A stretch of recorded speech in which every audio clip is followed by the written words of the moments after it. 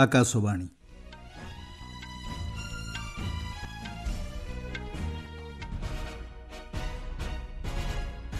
संवाद पढ़ुछंती सत्यव्रत बेहुरा। लोकसभा और राज्यसभा विरोधी सदस्यों हट्टगोल जोगु अचलावस्था जारी। अपराह्न 2टा जाए उभय सदन मुलतवी।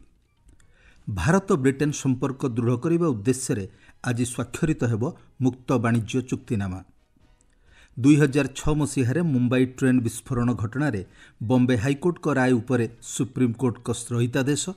5 वर्षर व्यवधान पर आज चीन नागरिकों को पर्यटन वीसा प्रदान करने आरंभ करिछि भारत। एवं एंडरसन तेंदुलकर ट्रॉफीर चतुर्थ टेस्ट मैच आज द्वितीय दिन में प्रथम इनिंग्स बैटिंग जारी रखिब भारत। विभिन्न प्रसंग को नहीं विरोधी दलों हट्टगोल पर आज अपराह्न 2टा पर्यंत लोकसभा को मुलतवी रखा जाइछि। पूर्वाह्न 11टारे अधिवेशन आरंभ होगा मात्रे लोकसभा बाचस्पति ओम बिरला प्रश्नोत्तर काल आरंभ करने को चेष्टा करथिले मध्य विरोधी सदस्य माने बिहार स्वतंत्र भोटर तालिका संशोधन अभियान एवं अन्यान्य प्रसंग नहीं गृहर मध्यभाग को आसी स्लोगान देवा सह प्ला कार्ड प्रदर्शन करथिले। बाचस्पति ओम बिरला कहिथिले गृह मध्य विरोधी सदस्य माने प्ला कार्ड प्रदर्शन करने मर्यादाजनक नुहे। पुनः आपसे आग्रह करता हूं, लोगों की अपेक्षाएं आकांक्षाओं को उठाने के लिए तख्तियां लेकर मेजें खोदने के लिए नहीं भेजाए। आप अपने अपने आसन पर जाएं। प्रश्नकाल के बाद नियमों के तहत आपको हर मुद्दे विषय पर बोलने दिया जाएगा।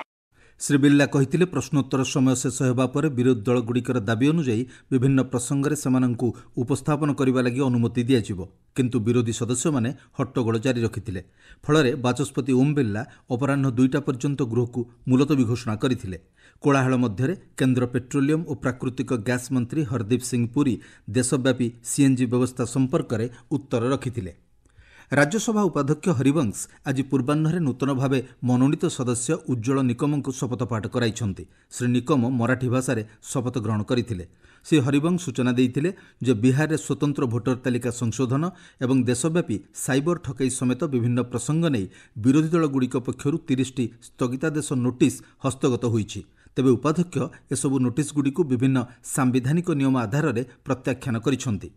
आज मध्य चेन्नईरू निर्वाचित होइतिबा 6 जन अवसरप्राप्त सदस्यों को राज्यसभा विदाय देइछि। सेमाने हेउछन्ति डीएमकेर एम मोहम्मद अब्दुल्ला, एम सन्मुगम एवं पी विल्सन, एआईडीएमकेर एन चंद्रशेखरन, एडीएमकेर भाइको एवं डीएमकेर अनंबुमणि रामदोस।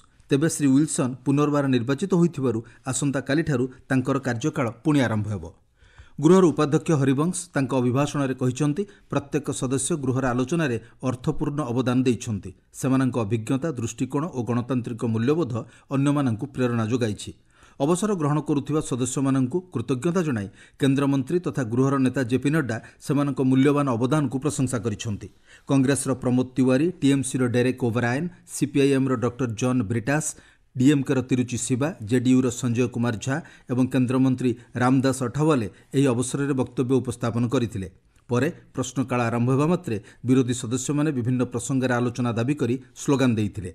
उपाध्यक्ष हरिवंश गृह को सुचारू रूपे चलाइबा पई विक्षोभरत सदस्य मानकु अनुरोध करथिले मध्य हट्टगोल जारी रहिथिला। फलरे से राज्यसभा अधिवेशन को आज अपराह्न 2टा पर्यंत मुलतवी घोषणा करथिले। प्रधानमंत्री नरेंद्र मोदी एवं तांको ब्रिटिश प्रतिपक्ष कीर स्टारमरଙ୍କ ମଧ୍ୟରେ आज द्विपाक्षिक आलोचना हेबो। उभय देश आज मुक्त वाणिज्य चुक्तिनामा स्वाक्षर करेंगे। लंडन 50 किलोमीटर उत्तर पश्चिम अवस्थित ब्रिटिश प्रधानमंत्री सरकारी बासभवन चेकर्स रे यही आलोचना हेबो। दुई देश मध्य रणनैतिक संपर्क को यही आलोचना एक नूतन दिग प्रदान करिवो बोली आशा करा जाउछि। प्रधानमंत्री श्री मोदी प्रतिरक्षा, वाणिज्य एवं प्रजुक्तिविद्या क्षेत्र में द्विपाक्षिक संपर्क को दृढ़ करने उद्देश्य गतकाली राति 2 दिनिया गस्तर ब्रिटेन में पहुंची। आज उभय देशर प्रधानमंत्री उपस्थिति में भारतर वाणिज्य मंत्री पीयूष गोयल एवं ब्रिटेन वाणिज्य मंत्री जोनाथन रेनोल्ड्स मध्य यह चुक्ति स्वाक्षर होब। प्राय 3 वर्षर अधिक समय धरी आलोचना पर स्वाक्षरित होगा यह वाणिज्य चुक्तिनामा जोगु भारतर सामग्रीगुड़िक सेठाकार बजार प्रवेश करिबो एवं 99% उत्पाद वर्ग उपर शुल्क उच्छेद जोगु भारत लाभवान हेबो। सूचना अनुଯାୟୀ ଏହି ଚୁକ୍ତିନାମା ଫଳରେ ବ୍ରିଟିଶ କମ୍ପାନୀଗୁଡ଼ିକ ଭାରତରେ ଏବଂ ଭାରତୀୟ କମ୍ପାନୀଗୁଡ଼ିକ ସେଠାରେ ନୂଆ ବ୍ୟବସାୟ କରିବାର ସୁଯୋଗ ପାଇବେ ଓ ଏହାଦ୍ୱାରା ବ୍ୟାପକ ନିଯୁକ୍ତି ସୁଯୋଗ ସୃଷ୍ଟି ହେବ। ଏ ସମ୍ପର୍କରେ ଏକ ରିପୋର୍ଟ। इस व्यापार समझौते से सभी क्षेत्रों में भारतीय वस्तुओं के लिए व्यापार बाजार पहुंच सुनिश्चित होने की उम्मीद है। यूनाइटेड किंगडम के फाइनेंशियल टाइम्स अखबार ने अपने कॉलम में कहा है कि लंदन का मानना है कि इस व्यापार समझौते से वर्ष 2040 तक भारत को ब्रिटिश निर्यात में 60% की वृद्धि होगी। सीबीआई बिजनेस ग्रुप के मुख्य कार्यकारी अधिकारी रेन न्यूटन स्मिथ के हवाले से राष्ट्रीय दैनिक ने कहा है कि यह समझौता दीर्घकालिक साझेदारी के लिए एक आधारशिला है जो ब्रिटिश कंपनियों को अंतर्राष्ट्रीय स्तर पर विस्तार करने में सक्षम बनाएगा। इस बीच वार्ता के बाद संयुक्त प्रेस वक्तव्य भी जारी किए जाएंगे। बाद में ब्रिटेन के प्रधानमंत्री श्री मोदी की दोपहर के भोजन पर मेजबानी करेंगे। शाम में अपने 2 देशों की यात्रा के दूसरे चरण में मालदीव की अपनी अगली यात्रा पर रवाना होने से पहले श्री मोदी राजा चार्ल्स तृतीय से मुलाकात करेंगे। राजेश बाली, आकाशवाणी समाचार, लंदन।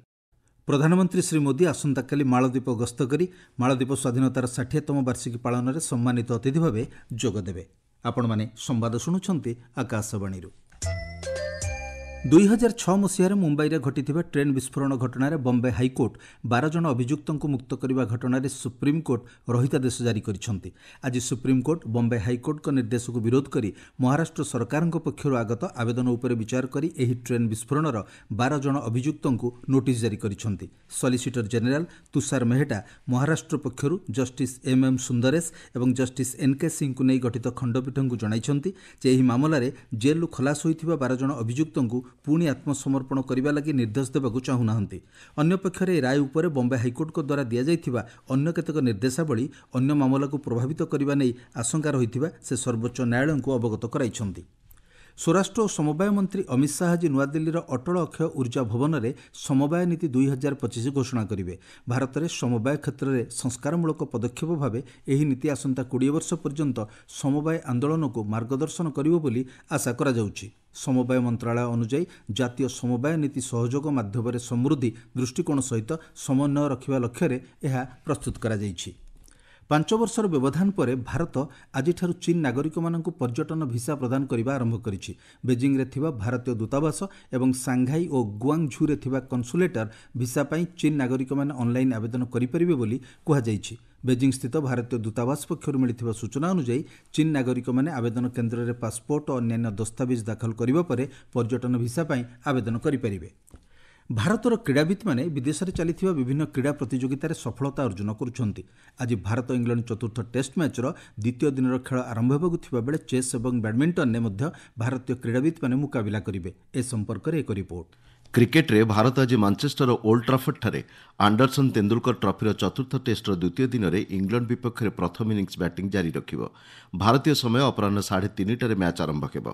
खराब आलोक जोगु गतकाली प्रथम दिन में 83 ओभर खेल संभव होता। भारत 4 विकेट हराई 264 रन संग्रह करथिला। साई सुदर्शन सर्वाधिक 61 रन स्कोर करथिबा बेले यशस्वी जयसवाल 58 रन स्कोर करथिले। 5 मैच विशिष्ट एही टेस्ट सीरीज रे इंग्लैंड 2टी मैच जीति आगुआ रहितबा बेले भारत गोटे मैच जीतिछि। चेस रे भारतर दिव्या देशमुख जर्जियार बाटुमी ठारे अनुष्ठित फिडे महिला विश्वकप 2025 फाइनाल को उन्नीत होइछंती। सेमीफाइनल रे से चीन रो टान झोंगिंग को परास्त करिछंती। एही विजय सहित दिव्या 2026 रे हेबागु थिबा कैंडिडेट्स टूर्नामेंट रे मध्य स्थान पाइछंती। 19 वर्षीय दिव्या देशमुख फिडे विश्वकप रो फाइनाल रे प्रवेश करथिबा प्रथम भारतीय खेलाड़ी विवेचित होइछंती। से चीन एवं भारत मध्य खेला जाइथिबा द्वितीय सेमीफाइनल रो विजेतांक सह मुकाबिला करिवे। अन्य पक्षरे भारतर कोनेरो हम्पी और चीन ली टिंगजिंग मध्य आज सेमीफाइनाल टाईब्रेकर मैच अनुष्ठित हेब। फुटबल में गतकाली कोलकातार विवेकानंद युवा भारती क्रीड़ांगन में अनुष्ठित डुरांड कप 2025 मैच रे पूर्व बेंगल 5-0 गोल रे दक्षिण यूनाइटेड फुटबल क्लब को परास्त करिछि। बैडमिंटन में भारतर पीवी सिंधु जापान टोमोका मियाकाजी को 2-1 रे परास्त कर चाइना ओपन बैडमिंटन महिला एकक प्री क्वार्टर फाइनाल रे प्रवेश करिसेंति। आकाशवाणी संवाद विभाग पई मुमलय रंजन मिश्र। मुख्य संवाद। लोकसभा और राज्यसभा विरोधी सदस्यों हट्टगोल जोगु अचलावस्था जारी। अपराह्न 2टा जाए उभय सदन मुलतवी। भारत ब्रिटेन संपर्क दृढ़ करने उद्देश्य आज स्वाक्षरित होब मुक्त वाणिज्य चुक्तिनामा। 2006 मसीह मुंबई ट्रेन विस्फोरण घटना बॉम्बे हाईकोर्ट का राय उपर सुप्रीमकोर्ट को रहितादेश। 5 वर्षर व्यवधान पर आज चीन नागरिकों को पर्यटन भिसा प्रदान करने आरंभ करिछि भारत। एवं आंडरसन तेंदुलकर ट्रॉफीर चतुर्थ टेस्ट मैच आज द्वितीय दिन में प्रथम इनिंग्स बैटिंग जारी रखिब भारत। संवाद शेष होला।